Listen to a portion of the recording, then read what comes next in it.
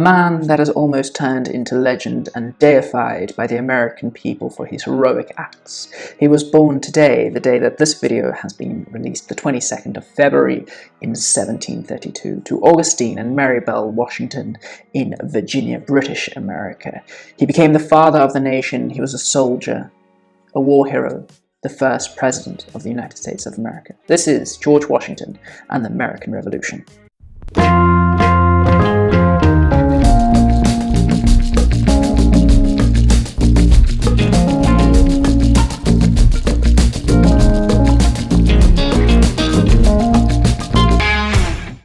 Welcome to the channel. If you're new here, please consider subscribing. It really does make a massive difference. I promise you that. If you're returning, like, comment, subscribe, welcome back. Let's get into this. He was born into a family who were as close as you could get to the American aristocracy of the time. They had come over to England in the 1650s and had started their own tobacco estate, having hundreds of slaves, and were enormously wealthy. His father, Augustine, was a political man. He was both the sheriff and the justice of peace in Virginia. Though his father died when George was only 11 years old, this meant that his favorite brother, Lawrence, took whatever was left of their estate as his inheritance. This wealth allowed George Washington to become very educated for the time, which is not very common. He was educated in topography and surveying, and he gained his first job as a map maker at the age of 17, literally mapping the Americas. After his brother's death to tuberculosis, George Washington then became the heir to the tobacco estate, meaning that he could do what he wanted. So he decided to stop making maps and he joined in the Virginia Colonial Militia. He was eventually appointed a major in the Virginian militia. This timing was absolutely perfect because both the French and the British alike started to build forts close to the Ohio River Valley as they were going to contest the land.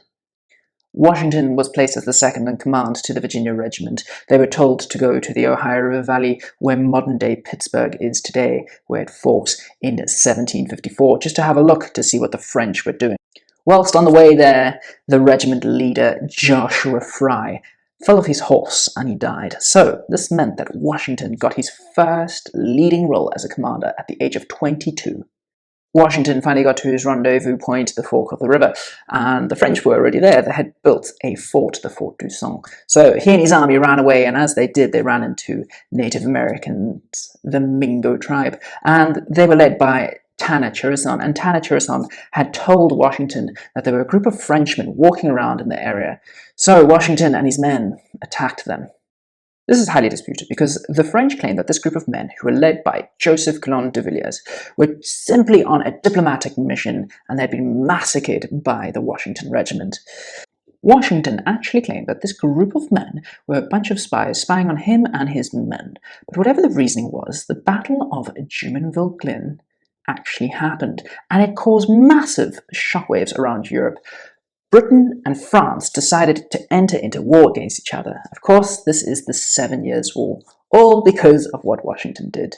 Washington and his men quickly built a fort in reaction called Fort Necessity, thinking that the French were going to attack them, which is exactly what happened. But the French didn't just attack them, they annihilated them, and Washington was forced to flee back to Virginia. Washington was called to the House of Burgesses, and he thought his military career was going to be done for. He had attacked without asking, and then he was unable to defend his own position. But weirdly, the House of Burgesses blamed everyone else and everything else except for Washington. Washington's military career continued. He was even brought into a British coalition to go and take the Fort du Son from the French, which they did. In 1758, he applied for a commission by the King of England, and he was denied it. This would sow the seeds of redemption. A year later, Washington decided to marry his love of his life, a widow, Martha Custic, who owned one of the largest plantations in Virginia.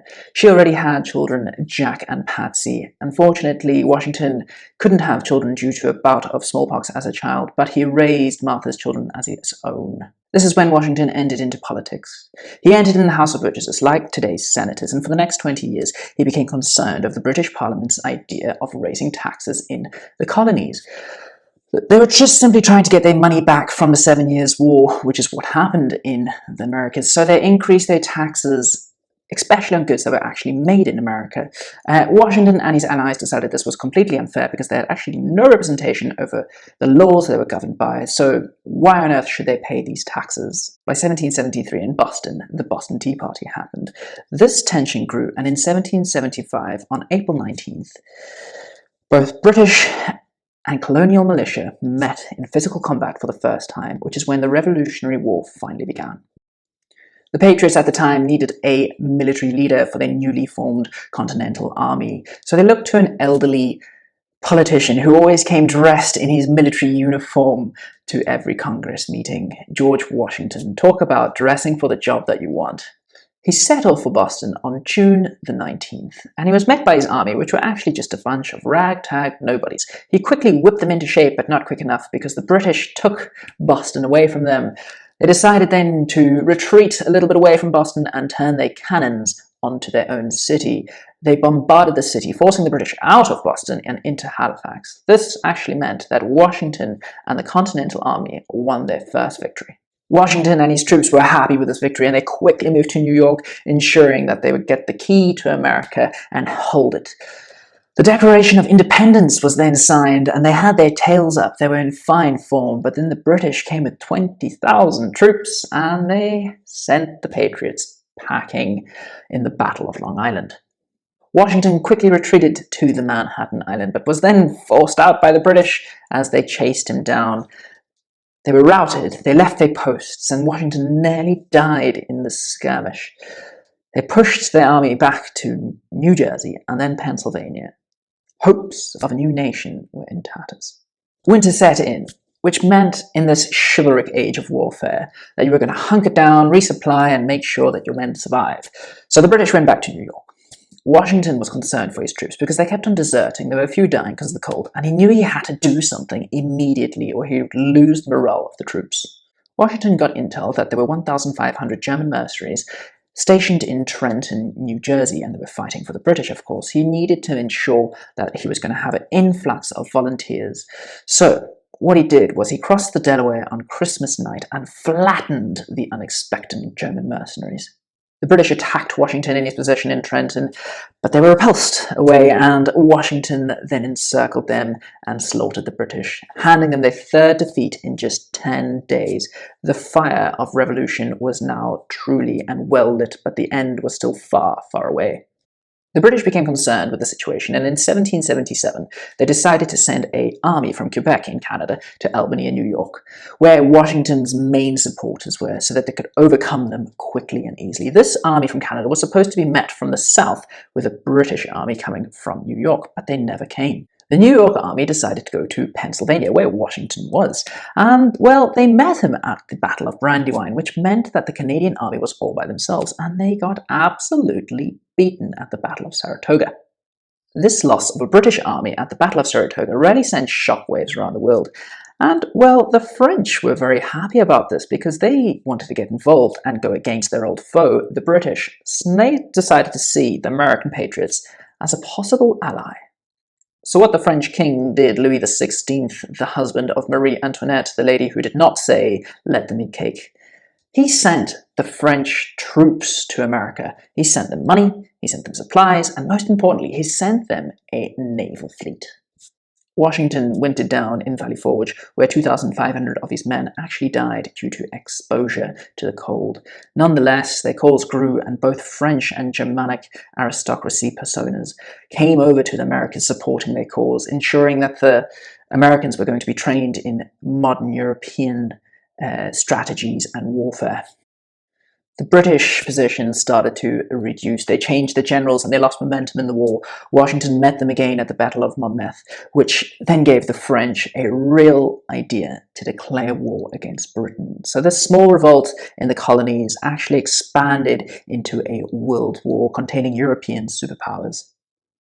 The British got flustered and decided to protect their trade ports in the Caribbean rather than sending reinforcements to the Americas. They were down, but by no means were they out.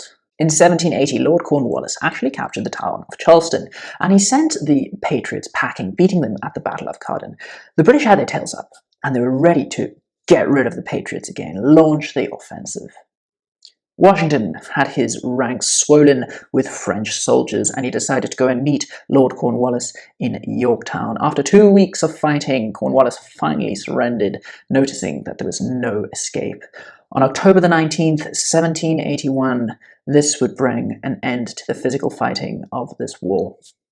There was, however, a political war still going on that would only end in 1783.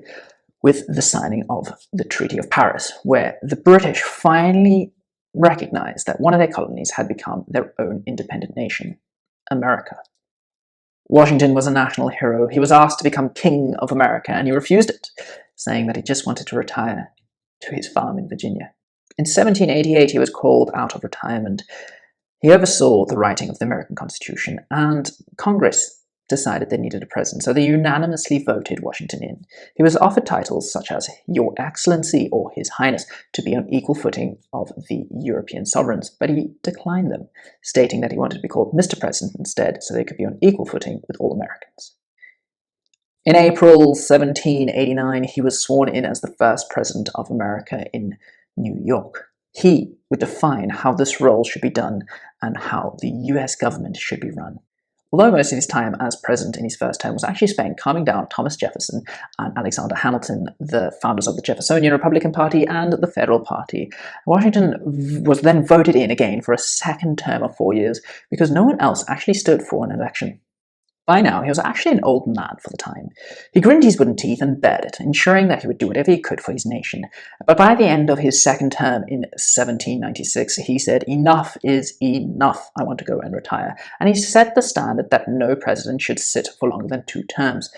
This was actually true all the way until Franklin Roosevelt, who died during his 4th term in the 1940s. After his death, they actually decided to ensure that no president would stay for longer than 2 terms. Finally, Washington could retire to his farm in Mount Vernon, Virginia.